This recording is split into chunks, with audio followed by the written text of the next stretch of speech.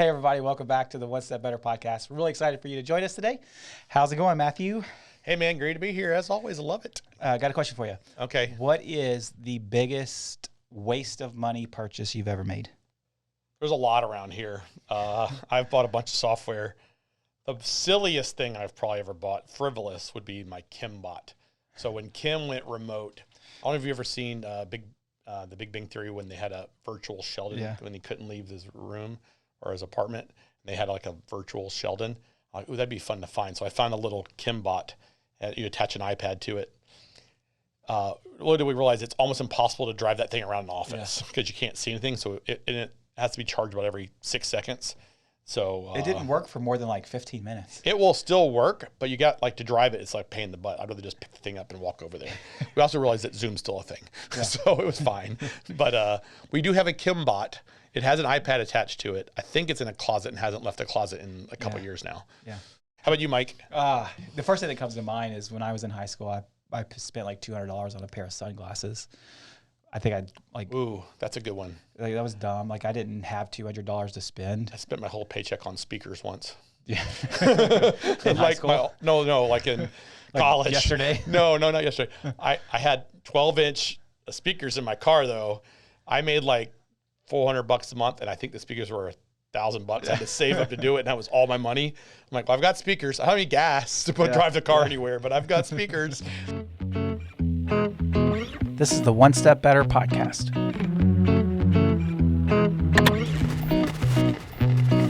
Helping small businesses make wins each and every week.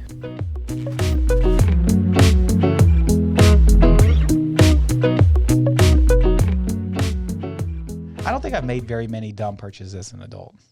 I have made plenty. Not that I'm willing to admit here on this podcast. This is being recorded, right? Yeah. I mean, for me, software, but also like I think of like our topic today, right? It's how many bad hires have I made? Yeah.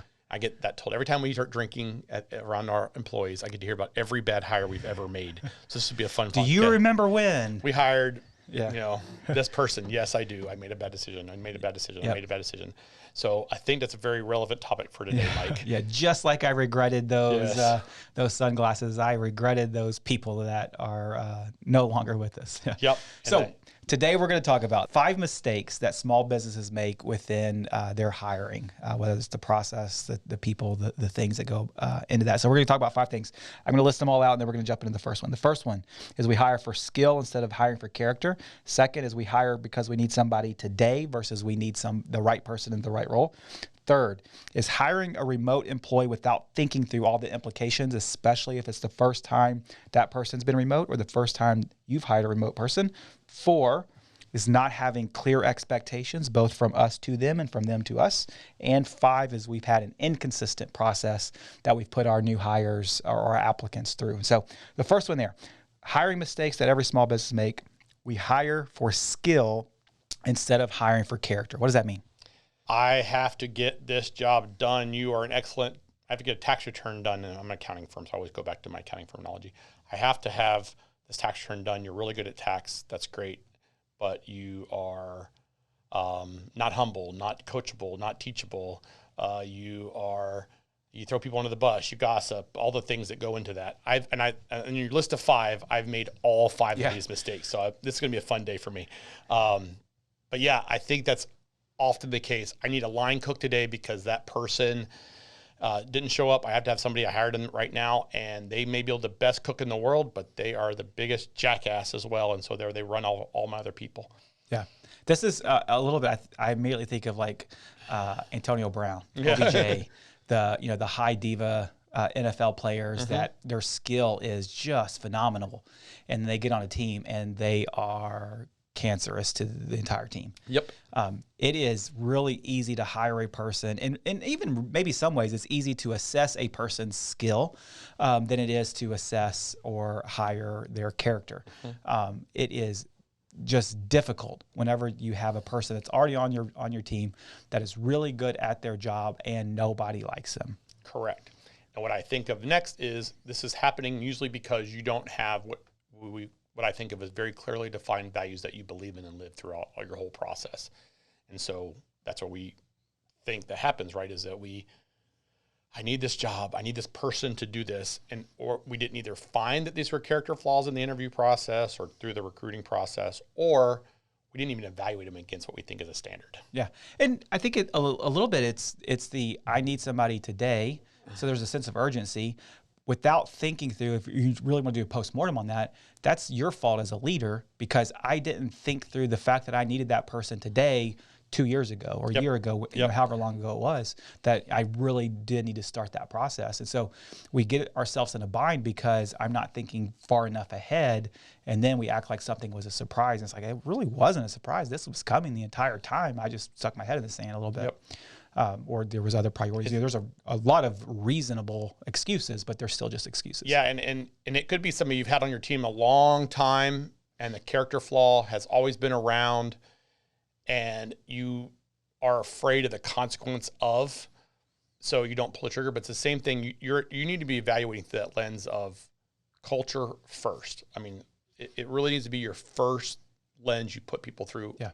Probably over skill. Yeah. Yeah. I mean, you have to have skills too, but You have to have both. But culture fixes a lot of things. Character is difficult, if not impossible, to coach or teach. Skills can be taught or coached. Yep. Now, there's some industry exceptions to that, right? Like, nobody's going to hire me as a lawyer, even though I may have high character, because I don't have a law degree. Correct. Right? Nobody's going to hire me as a brain surgeon because I have high character and zero medical. There's a anything, baseline right? skill level that you have to have. And some professions are more, more demanding than others in that.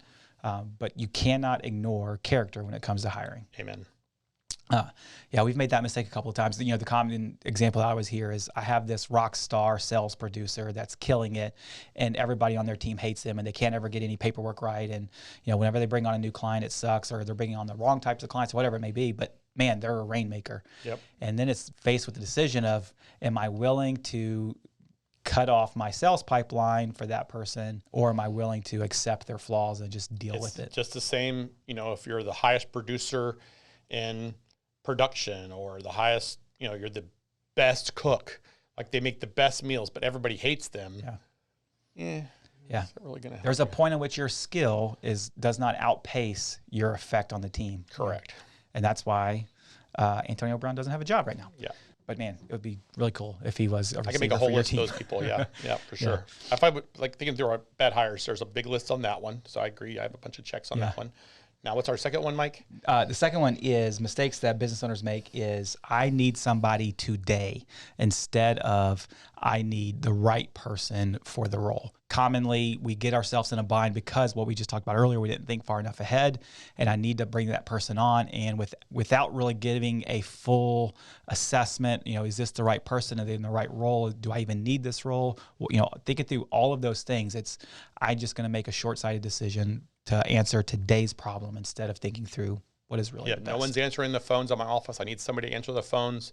I hired this person that had a pulse to answer the phones, and now everybody hates us because they are doing that job fine or not doing that job fine, but they're not ideally suited for that job. Yeah, I think a different angle of that same problem is I'm hiring a person because I had 10 people apply and you're the best of the worst.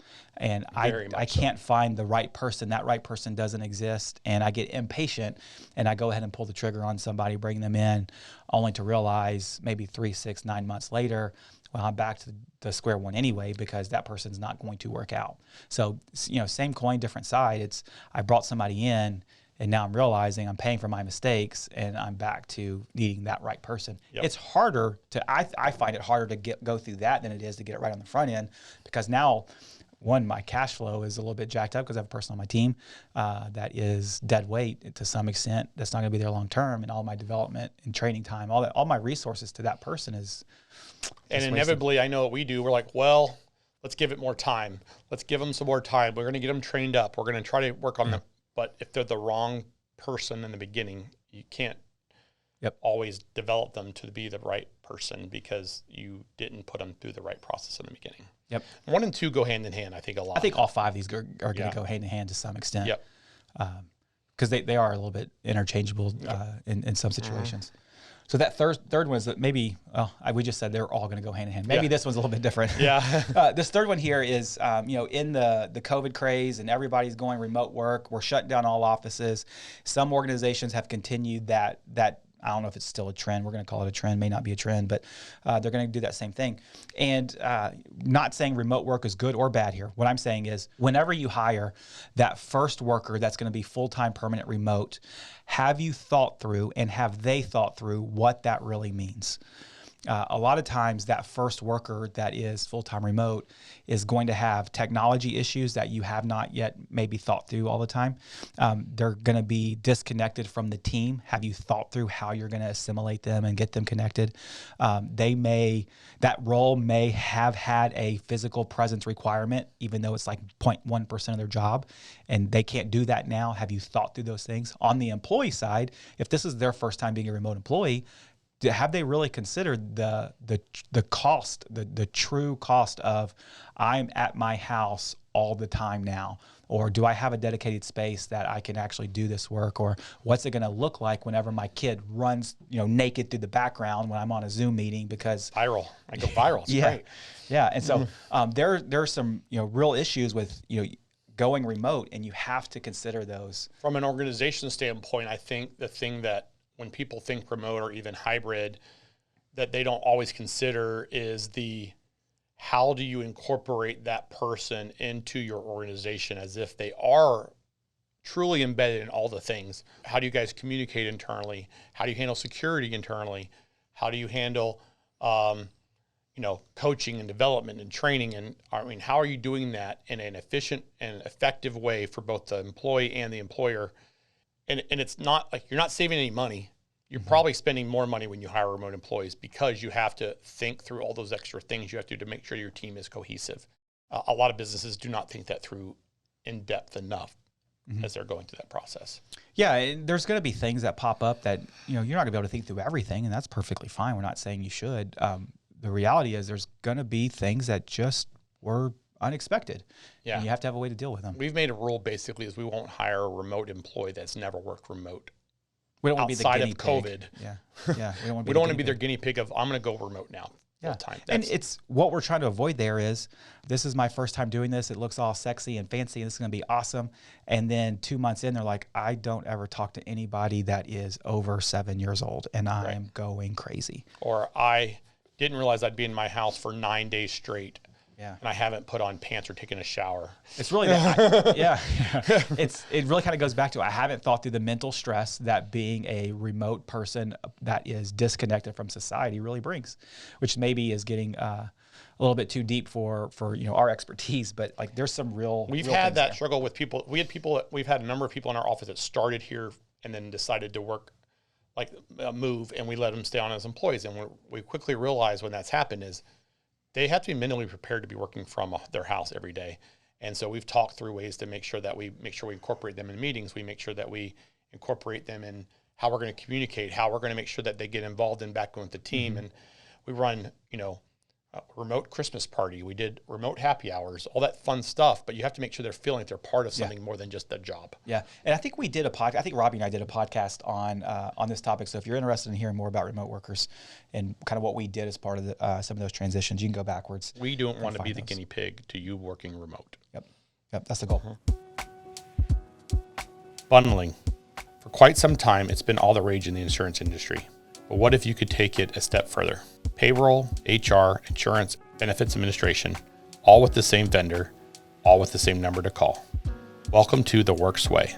One team with one focus. Run your back office seamlessly so you can have more time to do what you really want to do. Works. Simplify the tedious. All right, number 4 is not having clear expectations. And this is both for us and for the candidate. What are your thoughts there? Similar to a podcast we just did, I think, which is the idea that there has to be an understanding of what the role is enough for them to understand what that looks like. But at the same time, knowing that the skills that we're looking for of the figure it attitude is important because we want to know what winning looks like in a role. So the result of our expectation has to be clear. How we get to that result, it's okay to not be maybe perfectly clear. we want to be building that sometimes together with them. I think maybe more important, I may have titled that wrong, clear expectations. I think maybe more important than that, it's aligned expectations. Because, you know, I think about it, and let's say that I'm going to hire somebody with the expectation they're going to come in and figure out a job. It's a new role, whatever it is. And so I say, hey, Anna, you're going to take this job and you're going to figure it out. And if Anna is coming in with that same exact stamp, that same mindset of, hey, I get it, you don't know jack squat about this and I got to figure it out, we're aligned in our expectation that she's going to be successful. The flip side of that is she thinks that we already have it figured out and she's just going to be plug and play.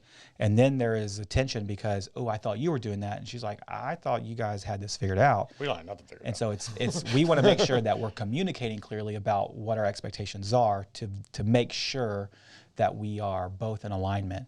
Yep. Which is important. This one for me happens a lot with regards in our world is like tax season. You know, hey, we expect them to work 50 hours in tax season. Like, well, I didn't realize that. We never talked about it in the recruiting process. I can't work that. My kids had to be picked up at 5:30. I got kids home at 9. I can't do this. Well, that's on us because we didn't make sure they understood that on the front end. Or like, we expect you to work 8:30 to 5:30 Monday through Friday in the office. If that's what that's not our policy, but let's say that is the policy. Mm-hmm.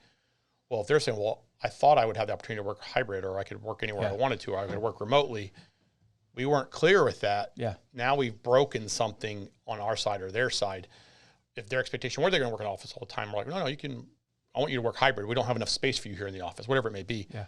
Setting those lines and clearly communicating that on, here's how raises work, or here's how you're compensated, or here's how your commissions are going to be either capped or not capped, or, hey, we're still figuring out our commission structure. We want to be very clear and open in those communications so that we both know that we are on the same page. And I think we've made that mistake a couple times historically with honestly in the beginning with tax season hours. Like, it is what it is. In the beginning, it was like, we have to get the work done. And so if it's an 80-hour week, it's an 80-hour week. And if it's a 50-hour week, it's a 50-hour week. You have 200 tax returns to get done, and they got to be done by April 1st. And our clients are expecting them to get done, and we're expecting them to get done. Make sure we're all clear on the same page. And like, whoa, I didn't have that conversation like I should have. Yep. To be unclear is to be unkind. And it's one of the harder parts, the tension I think that's generated from not having level expectations is the tension that it takes to actually communicate those and create those and actually identify and put words to what those expectations are enough to have those guidelines. Because I would imagine in your mind, you come from a Big 5 accounting or Big 4 accounting firm. Big 6 when I started mine, but we'll talk about that later. Yeah, I was thinking Big 5 when I started, so I was going to go there. I'm not old like you. Shut up. The reality was that was the expectation in that environment, and so whenever you start your own firm, it's just an understood. It's not even. It's how could you even think that there was a different expectation? Yep. Well, the reality is I'm the leader now, and it's my job to make sure that I'm clear. We all know that. Yep. And I thought that we were in alignment because everybody knows this. One of my first employees, when I had like 4 employees, I had worked like 3 days in a row in the office, and it was. Sunday would have been Easter. This was probably Good Friday. Tax deadline, I think, was Monday or Tuesday. And my employee asked off the morning of, said, hey, I decided I'm going to take the Friday off and go see the Easter Bunny with my 12-year-old daughter. And first of all, I thought, if any kids are listening, please turn off now. That's there's no such thing as the Easter Bunny. Secondly, I said, I've been here 3 straight days, and you think you can take the day off right now? You can take the day off. This is also your last day. Yeah. So I was like, I didn't have very clear expectations. Like, it's whatever it takes to get the work done. Yeah. This is not something we can do to take time off. Now, in today's world, it's a little different. We probably would have had a lot better communication on the front end. They would have asked for time off ahead of time. They would have had some planning. Also, if their work was done, I wouldn't have cared. And so, but it was something that definitely rubbed me the wrong way. Especially right after your 3 days in. I had slept in the office for 3 days, so I was easily set off that day probably. Yeah. But so that's just unclear expectations. Like, hey, that's not something we can do. Or I'm going to take a week vacation. It's April 1st. Like, no. I don't think you are. You can take a week off and then take lots of other weeks off. And so from an HR perspective, not to get too nerdy about this is, your baseline here is your employee handbook. Yes. It needs to be thorough enough to kind of cover all the things that you've learned and all the compliance stuff that all your HR folks will tell you that you need to be in there. But that's really a good baseline to communicate these things. Yep. So also a really good job on the spoiler alert call out on the Easter Bunny. So yes. Strong word. Last one, and then we'll wrap up. Hiring mistakes that business owners make is having an inconsistent process. I know this is something that we've harped on, and we had a whole podcast on this. You can go back and listen to it. But for you, this is whenever you talk about hiring mistakes, this is always the first thing I hear you talk about. Why is that? Because I did it wrong for so many years, and that we were evaluating different candidates on 100% different rules of process. So we would have, Mike, you're going to interview this person and you're going to ask a series of questions, and this other person I'm going to interview and I'm going to ask a different set of questions, and how I interview is different than how you interview. And I may just like them as a person, but I never got into the skills. And so we never put them through an actual process to determine if they were an ideal fit for our organization. We were very subjective in our processes because we didn't have anything aligned with what the rules were for a good hire. And we made this mistake probably over and over and over again for 15 years. It wasn't until we decided, like, hey, this lens of, we decided who's available to interview today, and that's who we interviewed with them, and they never interviewed anybody before at all, and expected them to do a good job on the interview and actually evaluate the candidate and the rules we want to have followed. What do you know? We got inconsistent results. This is something, when we align this, it became so transparent that we've been, oh my gosh, how can we be so stupid? Yeah. We should be evaluating people in a consistent way, asking and assessing them in a consistent manner, rating them on a set of characteristics that we believe in and we know that are true in our world. It's our values, and it's our hiring, hungry, humble, and smart. We want to evaluate every candidate we have under those lenses so that we know we have as much opportunity for success as possible. But the moment we decide to change off of that process, we have no idea if we're going to get the results we want. Objective hiring, I think, is super critical. Having very clear expectations of what the role you're trying to hire for is, the characteristics you're wanting to have in that role, and then putting them through the same lens with similar people that you know have been trained and developed in a way to make sure we get consistent results. It has revolutionized our ability to have more opportunity for success, not necessarily 100% success, but more opportunity for success, because we're always having a consistent method by which we're evaluating a candidate. And we also identified what success looks like. Correct. For me, this is Monopoly. Yeah. If you've ever played Monopoly with a group of people, then a different group of people and a different group of people, you've probably encountered a situation where not everybody plays by the same rules. Whether it's, you get the big old stack of cash on free parking, or you don't, or different house rules. And any board game has them. And that was really what we were doing with hiring. Candidate A has house rules A and candidate B has house rules B. And then, different hiring philosophies talk about, should you compare candidates, should you not? And, it is what it is. But the reality is all of us compare candidates. We have biases that we see when we're comparing people. And whenever we're playing by different rules, every time we bring somebody in, it's a one-off, it's a new game, whatever it is. It's that those inconsistencies cause confusion because, hey, I thought I just won the game because I landed on free parking, got a big old truckload of cash, now I can buy everything out. And you're saying, nope, we don't do that here. A little bit, similar to a lack of clear expectations, but we're not doing things the same way. We don't know, even to some extent, we didn't know what we were doing. You may like that person, I may like that person, but neither of us actually drilled into, can that person do the job that we're hiring them to do? And so having a scorecard that we're measuring against at all times, having the same process that we're putting people through, I agree. It has been a big change in the success of our candidates. Our employee retention rates have gone down dramatically. Not all because of that, but a big piece of that. Up dramatically. Employee retention rates have, yes. Correct. Let's be here. We're doing better at hiring than we were before. Cut that. Our employee turnover rates have gone down dramatically. Yes. Our retention rates have gone up. Again, it's not all because of the process, but a big chunk of that is because we've been able to identify with multiple people involved shortfalls of candidates that can then be dug into a little bit more. Correct. That's been really helpful. And as part of that process, a sub point of an inconsistent process is inconsistencies on kind of follow up with assessments and background checks and make sure that you're actually following the process. You don't want to have a candidate that everybody's like, you know what, we're doing awesome. And then shortcut, we don't need to do a background check on that person, or we don't need to go check their references. And then turns out you just brought a donkey in. Yep. And so not is it having a consistent process, but it's following that consistent process at all times. Amen. So good conversation, Matt. Again, 5 mistakes that small businesses make whenever they're in their hiring process. We're hiring for skill instead of character. We're hiring somebody now because we need them versus they're the ideal fit for the role. We haven't thought through all the ramifications of this remote employee, both on our end and their end. We have misaligned expectations from that person and for that person. And we have an inconsistent process that may or may not be followed consistently. And so 5 mistakes that small businesses make in hiring. So if you have any other things that you would like to add, things that you've learned over time, feel free to reach out to us. We'd love to hear from you.